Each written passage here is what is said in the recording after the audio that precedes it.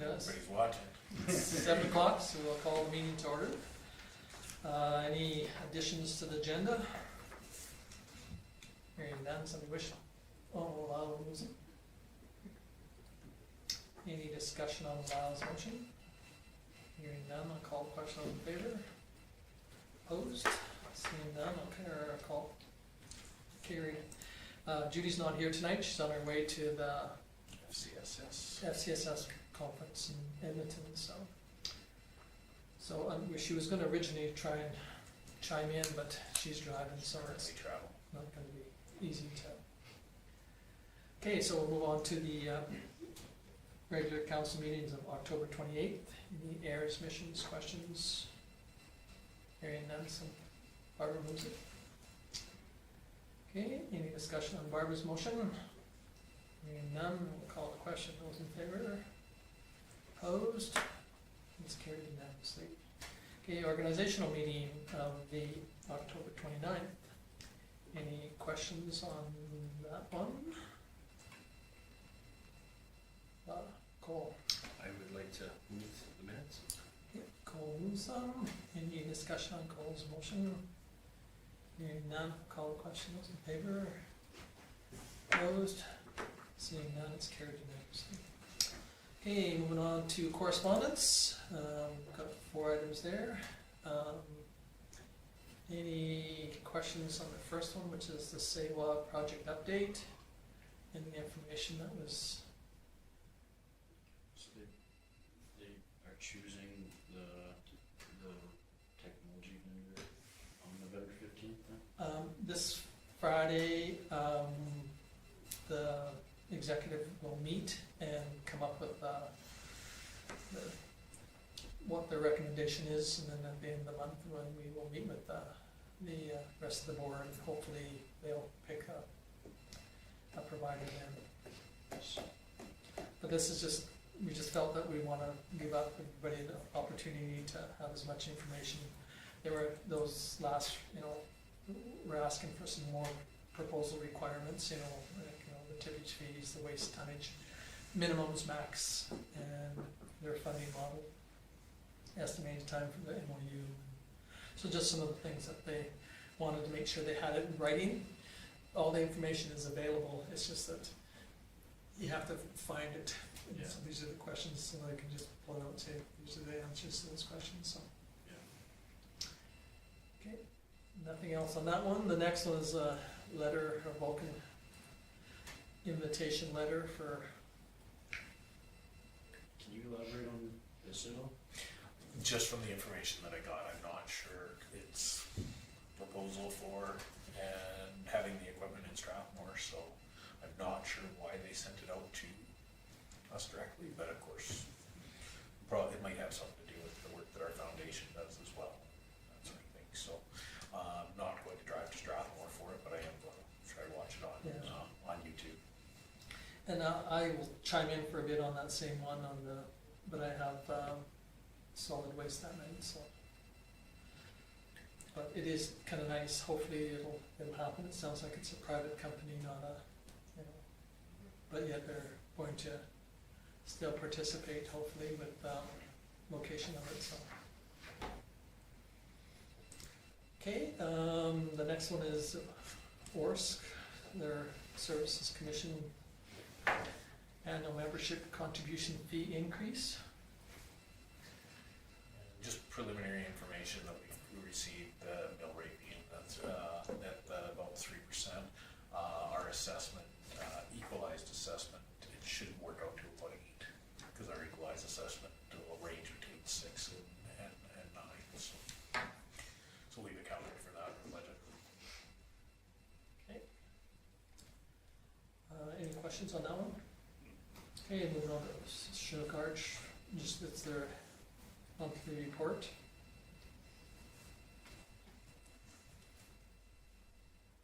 Okay, any questions on that one? If not, we could have somebody move the correspondence. Richard? Any discussion on Richard's motion? Hearing none, I'll call a question. Those in favor? Opposed? Seeing none, carried unanimously. Okay, next one here, moving on to policy number F09, tangible capital asset amendment. So everybody's had a chat. I've briefly chatted with everybody. I think we had a little bit of a discussion at the convention as well. Part of the new accounting practices, municipalities are to include a retirement asset or an asset retirement obligation.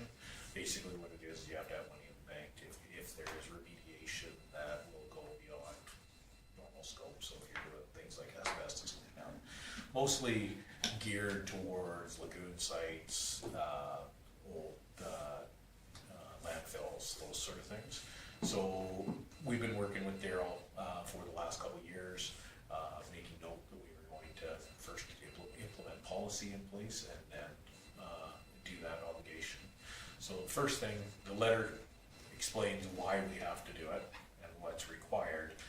And so I researched several communities put in their own policy just for asset retirement activities. With the small amount that we're going to have to do, and because it's directly tied to tangible capital assets, the suggestion was to put it right in our tangible capital asset policy. So we put in all the things that were required by the new regulations. So the definitions of what the asset retirement obligation is, and then a new section at the very end that, and essentially these are right out of the regulations. And so the big thing of note is for the short term, this does give the ability for administration to give an accurate estimate for those costs, because really what they're going to end up being is a line item that we're going to have to reserve away for. It'll let us do an accurate estimate to the point where we will eventually have to hire an engineering firm to give us a solid price. And the reason why I'm saying is I can do my research and find out what our water tower is going to cost to take down. But, at the end of the day, we do need to, for meeting regulation, you do need a professional opinion so that it's an actual market value. And we'll depreciate that for as long as we can depreciate the assets, things like the water tower, because it's no longer being used as part of our distribution system. It now has value as the antenna that it is, and so we'll set the useful life on it, but that doesn't say that council can't push that back as it ages, as long as it's structurally sound, those sort of things. It's just not the asset that it was originally intended. And the bad thing about it too is we've got to be careful, because even if we get the engineering on it today, by the time its life is expended out, and we have to re-engineer it. So what is it that to allow our administration to kind of come up with a guesstimate and then live with Yeah, and then part of that calculation is it's today's, and then if it's got a 40-year lifespan, yeah. and we have to appreciate it at 40%, we basically have to use our best calculations for inflation to that date. And as you know, for 20 years we had a pretty nice 2% inflation rate but all of a sudden it jumped to 6 and 8. You can't really anticipate those. So this is a start on that. And yeah, everything in red is the amendment to the policy. If council's agreeable with that, that's your acknowledgement of our requirement. Well, I guess just how does it affect budgeting? Does it really?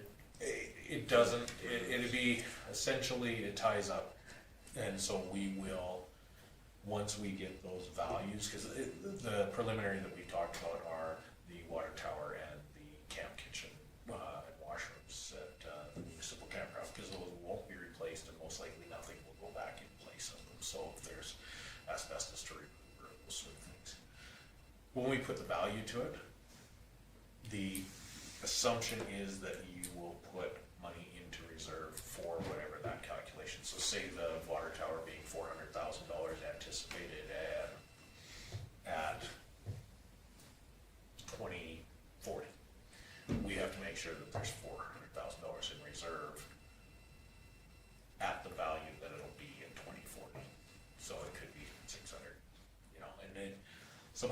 places when they're talking about doing landfills, things like that, it can substantially impact their financial statements, but ours most likely won't have a huge impact. Is this kind of like what we do for the capital reserve fund, like the basic equipment, you guesstimate what it's gonna be like? Absolutely, and that's one of the things that when I went through this with Daryl, is every one of our assets could be considered an end of life, save this building here. But the realistic view of that is if this building were to have a catastrophic failure, those sort of things, you'd most likely replace it on site anyway. And so like our pool replacement, when we did our pool replacement, we knocked the building down, remediated on price, and that was part of our contract, so now it doesn't have to be an end of life asset obligation. How does it, like, obviously this building would be insured if there was a catastrophic event. Absolutely. So is it still, like, if it's insurable asset, would it still fit this? Yes and no, because we do have all of our assets as a line item. So our insurance would cover replacement, but say council decided that they were going to build in a new location. Okay. Now we have to remediate this site, and they don't want anybody overlooking, and we basically just level the site, and we're not gonna take care of any contamination on it. It's basically eliminating brownfield, that sort of thing. It's messy, because most of our asset retirement obligation, I have the same question, what happens when we replace a water line and we move it over 10 feet and leave the old one in the ground? Is somebody ever gonna have to remediate that, or is that the end of life? And so we went back and forth with that, and the answer was no. You replaced right beside it, so. We ran into it with our sewer lagoons when we did it. The sewer lagoon was its own project to relocate, and then when it was done, council treated that as its own project to remediate that site. And that was to the tune of just under 500,000, wasn't it? Yeah, and we could have done it all in one project too, but the council of the day chose to divide it off. So in this instance, when you do it like that, that's a perfect example of, to this new policy that's in place, we should have had that $500,000 in place for. Yeah. But at the time, council didn't, and I think it's kind of odd because it eliminates the need to have grant funding for any of that as well, which I understand from a provincial standpoint, but there's many small municipalities that rely on grant funding for so many other bigger infrastructure projects. But by changing this policy, it does meet the needs or requests that we have to do, and yet council of the day can choose to however they're going to allocate the funds and deal with the repercussions of it when it happens, I guess. So Yeah. that's the problem with doing this tangible asset. I mean, it was another expensive task, because you end up usually having to hire an engineer to give you the proper calculations on that side, or an accountant to do you the calculations on the other side, and then there's the reality of us on a day-to-day basis. Yeah. So, anyway, so all the stuff that's been added is in red. Unless you guys have some questions, other questions on this. Really, the biggest thing is getting this done is we want to be able to have everything in place so that Daryl can report on our 2024 financial statements. Okay. Well, I'll make the recommendation that council approves the amendment to the capital tangible asset policy F-09 as presented. okay, thank you. Any other questions or concerns? Hearing none, I'll call the question. Those in favor? Opposed? Seeing none, it's carried unanimously. Okay, moving on to our tax recovery sale. There's a couple options here, so I'll. So, Teresa and I held a very lonely auction on November 4th, and we didn't have anybody come to the auction. So the property was put up for sale at a reserve bid of $32,300, which was the appraised value from Brian a couple days before the auction. So council's left with a couple options. I put the outlines of the options there. You can either sit on it, collect taxes that'll never get collected anywhere, or paid anyway, and then take the land free and clear in, I believe it's 15 years. Yes. Or you can, because it did go through the tax sale process and no bid was received, you can request that land titles transfer the title into the town's name with the caveat that it's a tax recovery, and then we can dispose of it. By doing that, it's the quicker route because we can put it up for sale, and then we have to sell it for as close to market value as you guys know, because we've done this before, as close to market value, and then anytime within 10 years, the previous owner can come back and request any excess funds that were received from that. It's the cleanest method, but anyway, go ahead, cool. I meant to go for a drive and see where this is. Where exactly is the park? Is this It's right at the end of Whispering Greens Avenue, so you know where the road that we just discussed with the speed humps is right on the corner there, facing down towards the highway. Oh, okay. Those of you that do drive through there fairly regular, it was purchased by a person that was told during the purchase that they could move a trailer in there, build a deck, and live in a trailer. And of course, then got there and started building the deck, and Will's aunt paid him a visit, told him that he could not do that, and we haven't seen them since. They haven't paid taxes or anything since. And any correspondence that we send gets returns.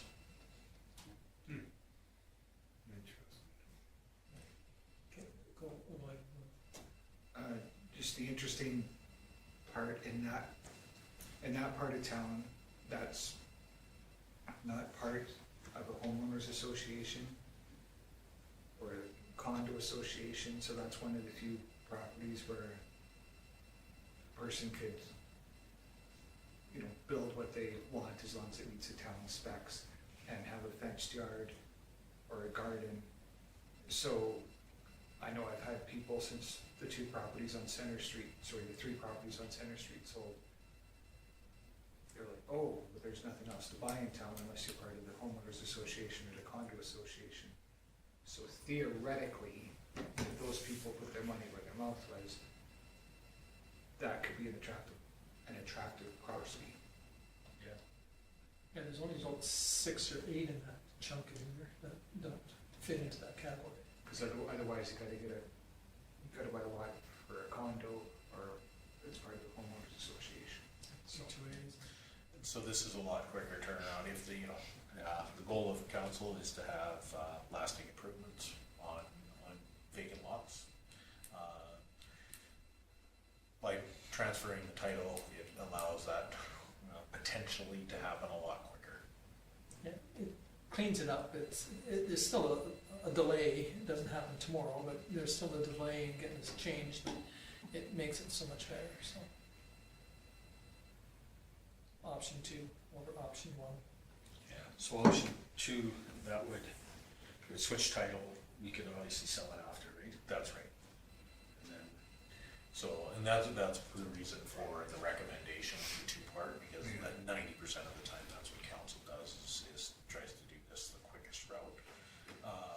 And so motion being in 2 parts, you could split it to either or, but it's first you have to request that the land titles be switched, and then second, then once the land title has switched, then you could give administration to arrange for the disposal, which basically means lining up a real estate agent for that. do we know a good real estate agent? I have one that visits. I have 1 or 2 that visit my office on a regular basis. Yeah. Go ahead, Richard. No, go ahead. Did you have something? I was just gonna make a recommendation. Did you have something? I was just gonna. I was also gonna move it. Go ahead. Be my guest. You've been away. You're not. Sure. I'll do it. Okay, so Will moves. Yeah, you Option want me to 2. read the recommendation? Yeah. I got it. The council approves administration, I move the council approves administration arranging for the disposal of 506 Whispering Greens Avenue, lot 22, block 8, 6-9 Plan 0914-178 as per section 425 of the Municipal Government Act and the Town of Oldman Policy PL 07. And the first part, we request that the land titles office issue Oh, a I see. certificate. That's just fine. I've got it written, so it's good. Okay, so we'll move this. Any discussion? Hearing none, I'll call the question. Those in favor? Opposed? Seeing none, it's carried unanimously. Okay, thank you very much. We'll move on to committee reports. So we've had 2 submitted. The ones for mayors and Reeves from October the 4th. Any questions on that one? Okay, now we'll move on to the Marquis Foundation, July 30th. Judy mentioned that she was gonna try to get drafts from them going forward as. Yeah, I know that June we've is got a long couple ways away. people that oppose a draft Minutes. minutes. Yes. Sounds like there's a change in favor of, Oh, that might okay. be able to Yeah, happen. so. you know, and unfortunately, that's the sad thing too, is because it's, back in July. I mean, Judy already, brought us up to speed on what happens, right away, and then 2 months later you get the information, but again, that's up to their organization of how they really should release the information. Those are the 2. Any questions on either one of those 2? If not, somebody wish to file? Cole? Cole will file these. Any discussion on Cole's motion? Hearing none, I will call those in favor. Opposed? Seeing none, it's carried unanimously. Okay, now we'll move on to councillor reports. Councillor Magnuson. I attended the organizational meeting on October 29th, just like everyone else here. I didn't have any more meetings till today. First of all, I had the NPC meeting. Highlight there, we had our vote for chair and vice chair. I was lucky enough to be chair again, and Judy was voted in as vice chair. Then I had the Attraction and Retention Committee meeting today at 5 o'clock at the hospital. And you're gonna get links for the videos that the town has used to help with their website, because those were so nicely done. And the big highlight of the day was that the town crew was out this morning and they put up the Christmas lights driving downtown. That's the highlight of my year right there. So, Okay, that's all I have. any questions for Lyle? If not, thank you, sir. Councillor DeBolt. Nothing since my last one except for the organizational. Just had one fella come up to me and says how much he appreciates the town and the job we're doing. And I said, well, thank you very much. He said our town crew does a wonderful job. He notices them working, they're all doing their jobs, and I'm not sure where he's from, but he was very appreciative. So that was about it. You went to the ceremony yesterday? Went to the ceremony yesterday. I was a lion there. Okay, any questions from Richard? If not, thank you, sir. Councillor Smith. I had our organizational meeting a week ago, and then we have our committee of the whole meeting coming up. I have a BAPA meeting next Tuesday. That's all I've got. Okay, any questions for Will? Seeing none, thank you, sir. Judy. I have a report from Judy here.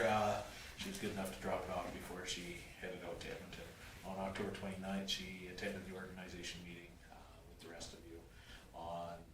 Later that evening on the 29th, they had a Marquis Foundation that started with the elections. There was a change in the chair. Kelly Nelson is now the chair and Lori Lippman is the vice. So the board is focused on communication, working as a team after the elections. The the September 24th meeting was called to order, and new motions were made on all policies, financial reports, as there was not quorum at the September 24th meeting. The October 29th meeting was then called to order. Discussion was held on Peter Dawson Lodge and the outside residents. I can't remember the acronym. Self-contained. The self-contained. And they had a conversation on rental increase, and the motion was made to raise the rent by 4% for the Peter Dawson Lodge and 5% for the apartments. Board requested Gloria complete 2 potential requisition amounts, and there was a motion by email as they didn't have quorum to vote, and it says that she'll update me on the new requisition amount. She actually sent me an email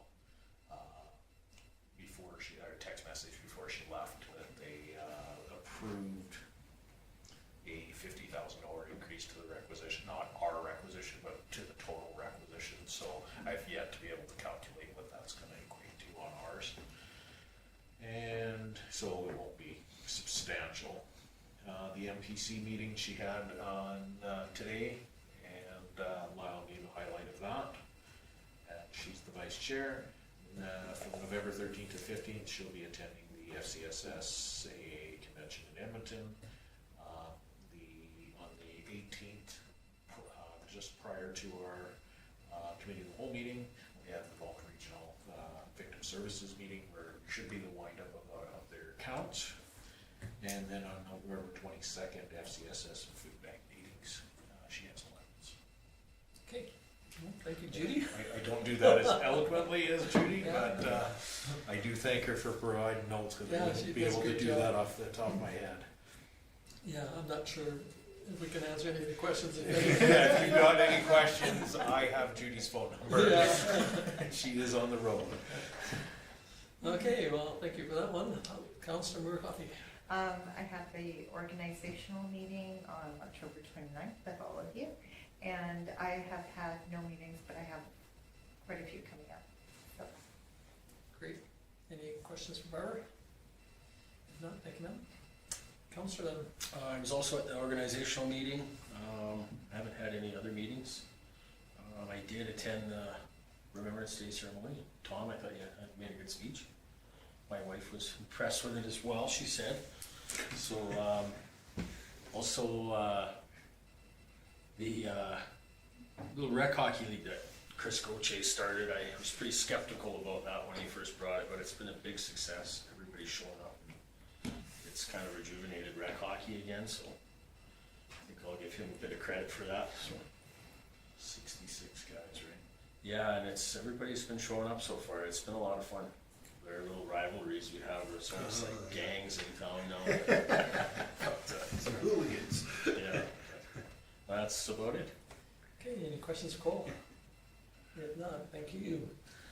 Yes, I too was at the org meeting, and thank you very much, everybody, for participating. And there wasn't any major changes, but appreciate everybody that is willing to stand for their committees and participate. And I heard from other organizations that they do really appreciate when we don't have a representative that we can send an alternate. Some communities don't do it, and it makes it hard sometimes to have quorums, so they appreciate that we do that. I did have a CAO meeting last Friday, and yeah, the information, or the Friday before I should say, the information was in the update, but hopefully we have another one on this Friday. Things are moving forward, hopefully in a light speed, and we can get the project going. Mayors and Reeves, I didn't go down. I went online. There was 10 online and 22 in person. We had an election, and it stayed the same. This Randy Taylor is the Reeve from, I think he's from Tabor area, and this Dan Hamilton is a Reeve from somewhere down there, same thing. So they're staying the same. there was no MP reports or MLA reports at all, other than grant hunters that he submits, but none of them were there. They're in the middle of everything that's going on in the House, so. We had a presentation from the Southern Alberta Medical Program, and I think anybody that had a breath of air that could participate in that from the University of Lethbridge or the University of Calgary was online. There was probably 20-some, and they all were very active in trying to, give their information. So what they're doing is they're having a kind of a outreach program where they're doing the University of Lethbridge is running a doctor medical program, but they're running it through the University of Calgary. So they're hoping that this will get more rural doctors, because you're taught in the rural, and some of their outreach programs are going to be in smaller communities like the Raymonds and the McGraths and some of them. So hopefully they'll have more. So it was really well presented, and it was great to hear how they were moving forward on that program. And Jason, he was there, and he spoke on the biggest thing with them is this oil and gas site reclamations and special commission, and so they're hoping that some things will happen with that one, so that they'll be able to get the more funds back into the municipalities that have lost out on tax recovery because of oil and gas companies being reluctant to. I think they're still apprehensive a little bit on it, but I think they're moving forward with trying to get that to happen for them. Then he spoke a little bit on the EMS standards and the dispatch, and that was about it from RNA. And then they had their convention last week, so he spoke a little bit about their convention coming up. From Alberta Munis, this Councillor Scott Ackermans, he was there. He's from Colehurst, and he's our representative now, and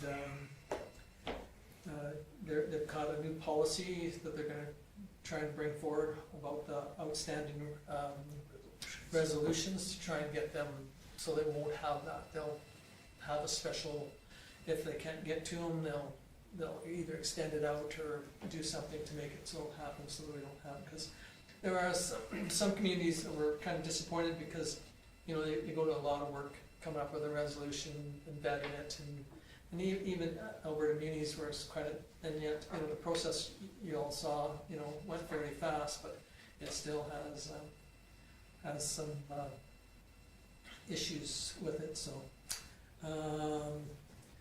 they're hoping that they'll have no outstanding resolutions next year. Election update. They just talked about what's going on to make sure that we're all as municipalities are up to date on because returning officers have to be appointed by January. Yes. So I've got a note for the next meeting. yeah, so Kim will get going on that. He'll come back with a suggestion on how we're going to run our elections this year, or coming up.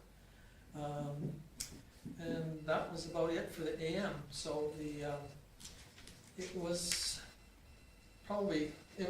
good not to, in a way, not to attend on one hand, but because it's nice to be able to visit with some of the members, but some of the members that I do see were online, so I wouldn't have had an opportunity to visit with them, and same with MLAs, none of them were there. So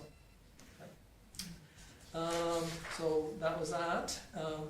I too, again, like everybody said, I was at the Remembrance Day, and thank you for, I can't tell you what I said, because I don't remember, because I don't write a speech very often, and so I usually ad-lib and from the hip, and but it mustn't have been too bad.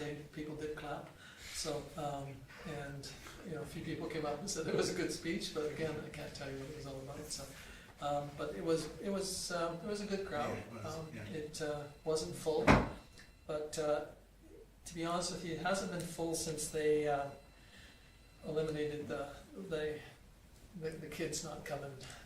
They have their own Remembrance Day, and so a lot of kids go to it, and so, you know, that affects the numbers at the, but it's, at least there are pushing it. And I did go to the one at the cenotaph. There wasn't a huge crowd for that, but I think there is something they're gonna bring back and try and do every year if the weather's nice. It was kinda neat. I did speak on, as a cub, I remembered how we walked, and I wasn't sure which direction we went, but we ended up going to the cenotaph and laying the wreaths there. And usually the weather was poor, you know, and this year it was great, so. But, so I had a bit of a visit with a couple of the residents that live close, and they were impressed that the pickleball courts are being used, and they had no complaints about it. They said that, you know, the basketball hoops are being used, and the, you know, one day there was tennis being played, not pickleball, so, you know, it was kind of nice to see, and there was a question on the benches, but I see in Stu's report that he answered that question, so. But anyway, that was it for me for the Remembrance Day. I do have, like I said, the CAO coming up this week, and next week I have Waste Authority, so. So that's pretty good for me, unless somebody's got questions. If not, somebody wish to move Will moves the council reports. Any discussion on Will's motion? Hearing none, I will call the question. Those in favor? Opposed? Seeing none, it's carried. Thank you. Going onward now to administration. Action list. So, everybody's had a chance to review the activity list. I had some fun with Karen saying that the only one that's outstanding is your guys's. So, unless there's any questions on that one. Okay, so I guess that's a clue to us that ones that haven't handed in your evaluations to please get on it, and so that we can get it going, so. Karen likes to grade those out. Yeah. Really? Okay, so no questions for Kim on that one? Okay, we'll move on to the CAOs. You've all had a chance to read it. I've been working on,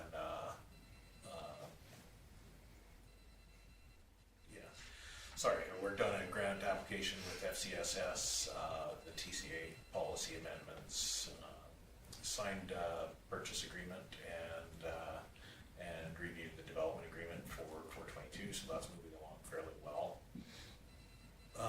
The big one, the changes to the Election Act, I signed off on the data sharing agreement with Elections Alberta because they will be providing the voter lists, and we have to assist them in that, so that's one of the changes to the Election Act. So I've got that finished already. Been doing quite a bit of wage comparison information for QB. Still haven't had a sit-down meeting with them yet, so hoping that will happen fairly quickly. The Water Commission rate change information came, and I've reviewed that and talked to our councillors that sit on the commission about that as well. And then we've been working on budget. Hopefully we'll have everything ready for Friday for Monday's committee of the whole. It's, so far everything's coming together. It's, this part of that process is very hard to determine because everybody comes with their changes, and you don't see it until it finally all comes together on one document. Sometimes the numbers need to be adjusted right away, and sometimes they are fine to present to council the way they are. So the Flying Club has been working on more from an estate planning side. Like, there's nothing because those things are leased. If someone were to pass away, there was no way to address that lease because then it's not really part of an estate, so because they don't own the land. So they, I've worked with them a little bit, provided a template for an amendment to the standard lease agreement that they can sign off, and then they can transfer or amend so that they can include somebody else in the lease, being a spouse, or so that will hopefully help them going forward. And meetings have interest is obviously our organization meeting. I met with the CAO from Champion. Pretty much, we've already met and have participated in a few meetings together, but this was more sit down. She had a lot of questions about bylaws, rates and fees, taxation, budgets, those sort of things. So Amanda and I sat and provided as much information as we could, just where, of course, our systems are completely different from Champion's, but just where we could help out and give a little bit of guidance where we could. And then had the tax recovery auction, which was pretty lonely. Chris poked his head in and made an offer below market value. We couldn't accept it, so, but we didn't put that in the minutes either. Quite a bit below, was it? It was, yeah, he thought he might be able to get it for $5. I would've doubled it. Okay, any questions for Kim on? If I could have sold it, I would. Okay, hearing none, we'll move on to the development officers. Really straightforward, and then if Lyle will bring us up to speed on some of the stuff that's going on, that's okay. If nothing on Rita's, we'll move on to Public Works.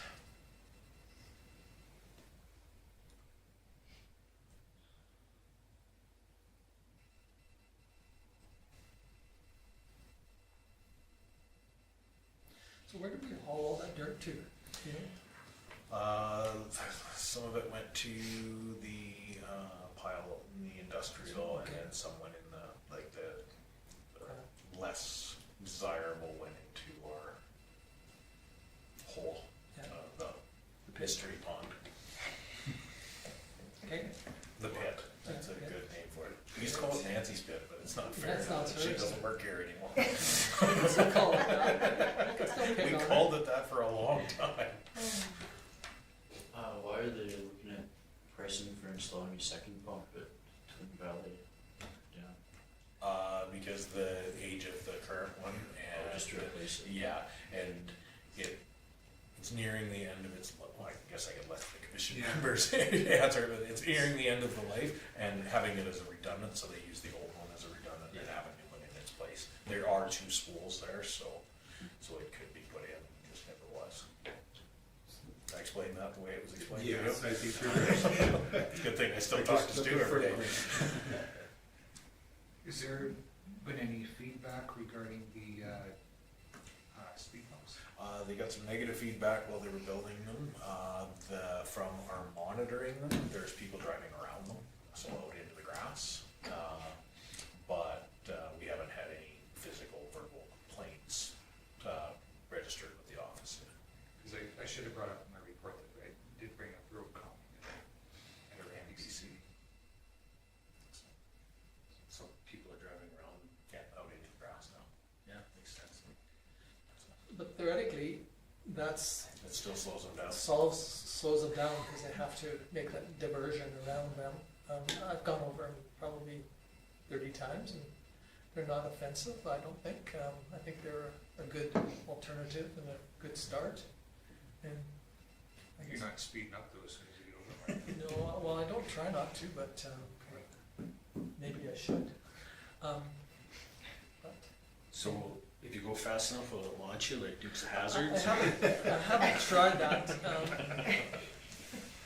Off the record. Yeah, even on the record. Okay, any other, is there anything else on Stu's? Okay, if not, we will move on to Community Manager's Report.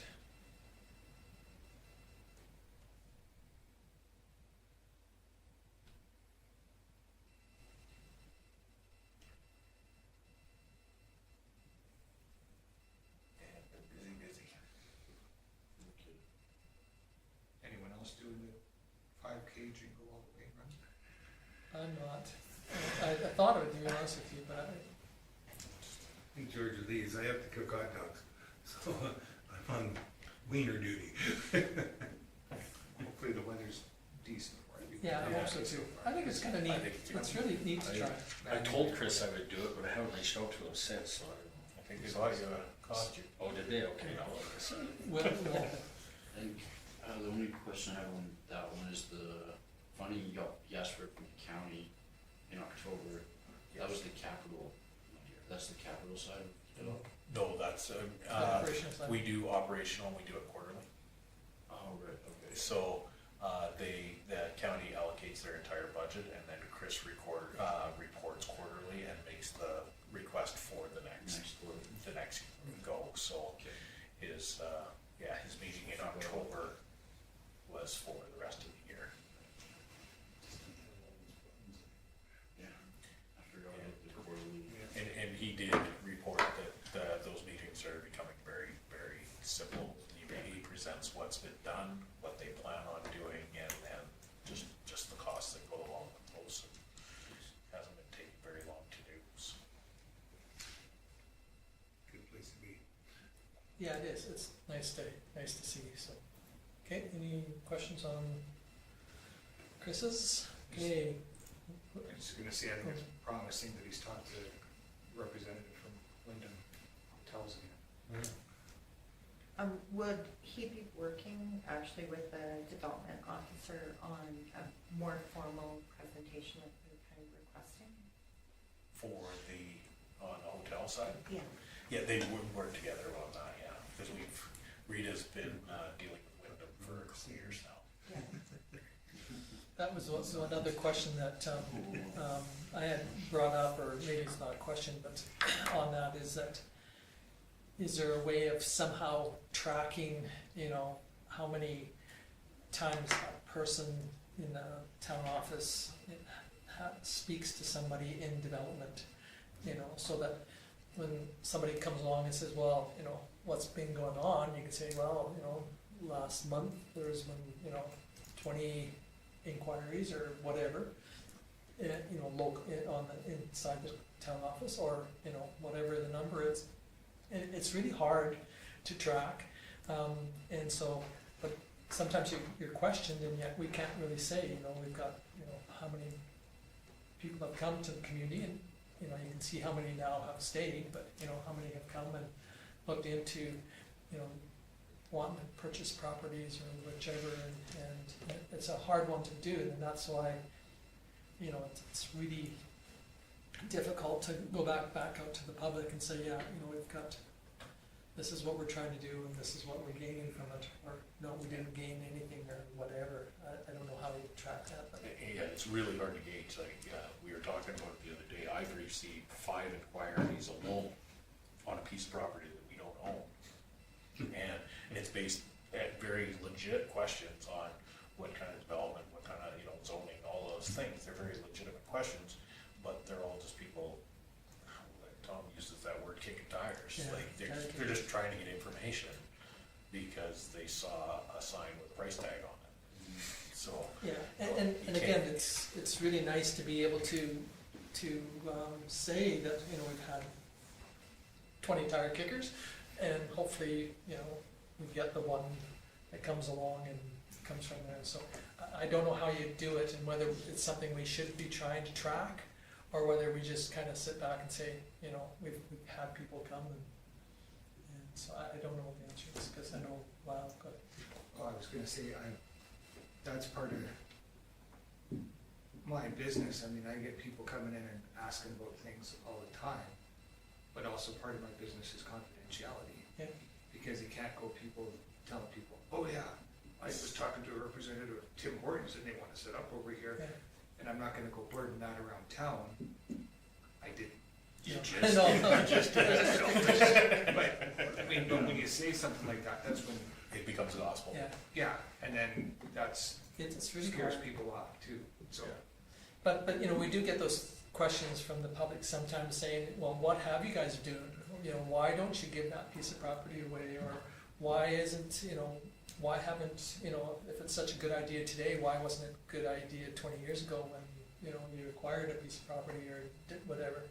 And it's really difficult not to stand, so I don't know what the answer is, because like Lyle says, you don't want release something before it happens, because then it becomes gospel, or, but yet, on the other hand, sometimes it would be nice to say, geez, yeah, we have had people interested in our community, and it's not, you know, things are moving forward, but not as fast as we'd like, but they're moving forward, so.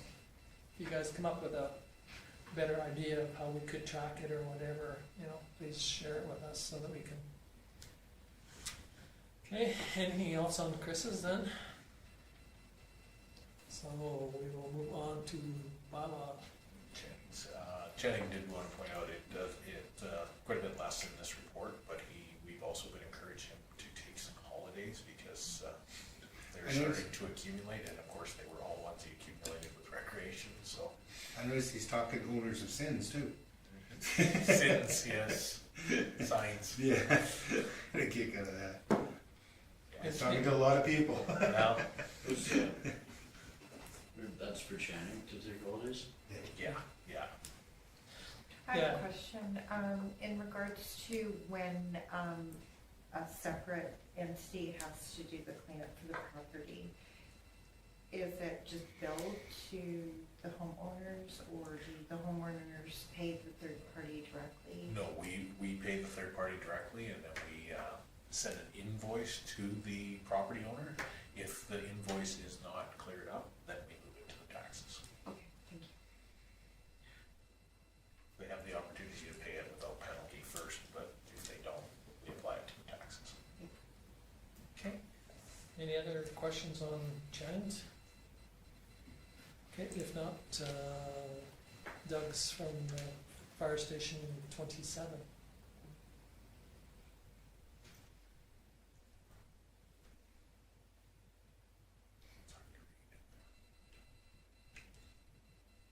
Okay, any questions on that one?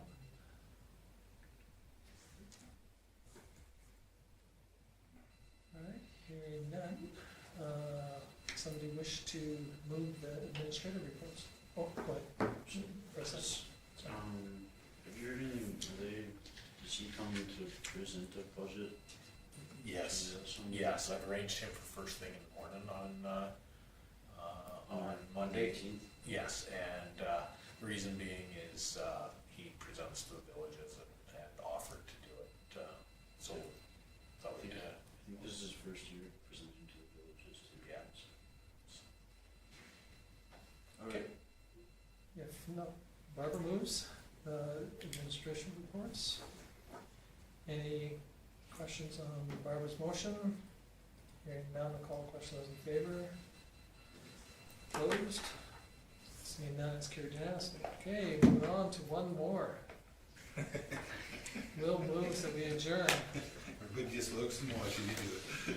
Any question on Will's motion? There none, call the question, those in favor? Yes. Opposed? We are officially adjourned.